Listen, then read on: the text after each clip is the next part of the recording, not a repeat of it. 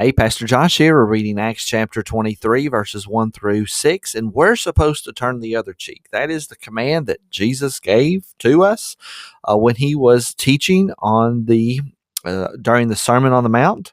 If someone smacks you on the cheek, you're supposed to turn to him the other one. That's a command for us to obey. Unfortunately, you nor I follow that command to totally. It seems like our instincts want to fight back when people come against us. So we're supposed to turn the other cheek. What's interesting here is that we're going to see the Apostle Paul actually smacked uh, unlawfully, wrongly, and then he bites back. And then there is a great discussion on whether or not Apostle Paul really knew that he was doing something wrong. So let's get into our reading, chapter 23. He has now been brought to the Sanhedrin. They probably are not formally meeting together as a group. It's a great debate whether or not the Romans were even allowed to make the Sanhedrin meet.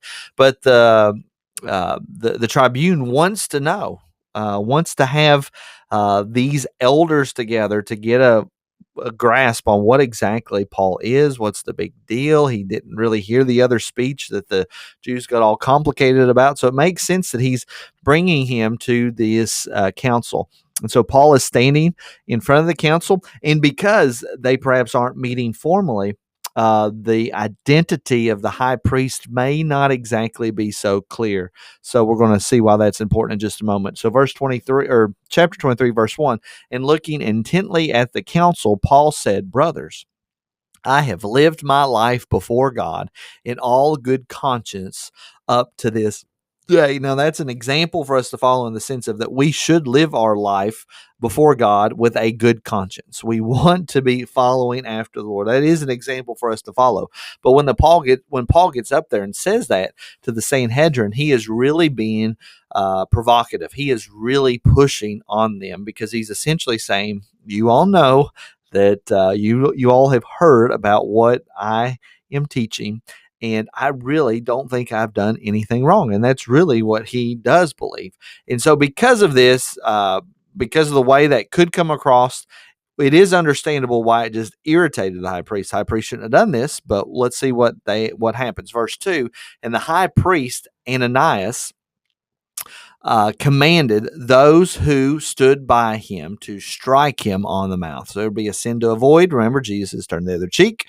This guy definitely didn't, and he is the high priest. And then here's what Paul does. Then Paul said to him, "God is going to strike you, you whitewashed wall.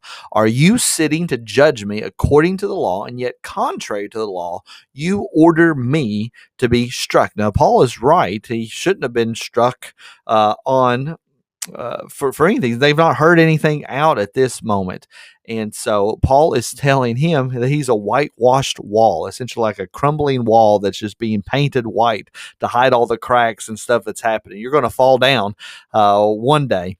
And God is going to strike you. In fact, this was essentially a prophecy because this high priest is going to be killed by the zealots, the Jewish zealots, before Jerusalem falls to the Romans. They're rebelling, and the high priest is this particular high priest, Ananias, is going to be killed by the Jewish zealots before Rome comes in and ultimately destroys Jerusalem in 70 AD. So Paul is prophesying something that's going to happen about 10 or so years later from this time. But here's what happens. Verse 4, those who are standing by heard what Paul said. It says, "Would you revile God's priest?" Are you really talking to God's high priest in this way? And then Paul said, "I did not know." And there's been a great debate on whether or not Paul really did know. He says, "I did not know, brothers, that he was the high priest, for it is written, you shall not speak evil of the ruler of your people." So we can take this two ways.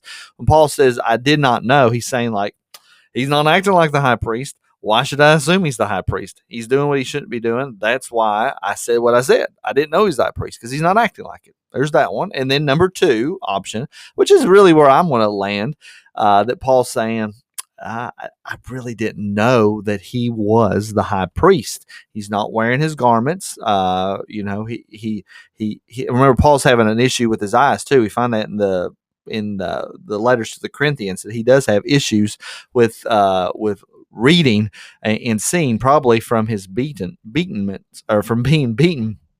And so I think legitimately Paul didn't really know who made the accusation and who told him to strike him. But once he found out, he does then pull back, and he says, "You shall not speak evil of a ruler of your people," talking about the extreme importance of the office of the high priest. And so while Paul didn't initially turn the other cheek, then he is like, "Okay, I should not have done that. I did not know. I'm not supposed to do that." So you can take that probably either way. I'm going to lean toward the second one. Paul really didn't know that it was the high priest that told him to do this. Now, when Paul perceived, an example for us to follow, he used his right as being a Roman citizen to not be flogged earlier, and now he is using a little bit of wit to understand the room and the situation, which is way different than the tribune. The tribune, you would think, would have had at least a relationship with these ruling elders and would have talked to them one-on-one or something before this meeting here. But Paul is understanding the room, he's understanding who's in there, and he's perceiving that one part were Sadducees, which did not believe in the resurrection, and they were kind of a little bit more buddy-buddy with the Roman Empire, and the other Pharisees, which did believe in a resurrection. So he cried out in the council, "Brothers, I am a Pharisee, a son of the Pharisees. It is with respect to the hope and the resurrection of the dead that I am on trial." So I think Paul is actually trying to make an argument and get the Pharisees on his side. I'm here on trial because of the resurrection.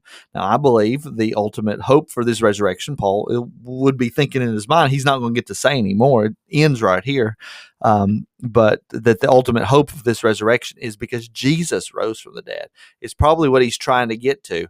But this is going to blow up. The Pharisees and the Sadducees are going to start arguing just like the Jewish mob was arguing. So it's like right now, whoever the Apostle Paul talks with, they are just coming unglued and they're so upset. And this tribune must be wondering, what kind of guy is this? He's just making everybody mad every time he talks.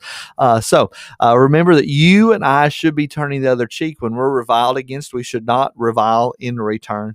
And it is a very hard thing to do. And we see that the Apostle Paul was pushed to his limits, being struck by the high priest, or being commanded to be struck by the high priest. And then he bit back in the way that he did. I pray that's been a blessing to you all. We'll continue on these arrest and legal scenes with the Apostle Paul in our next video.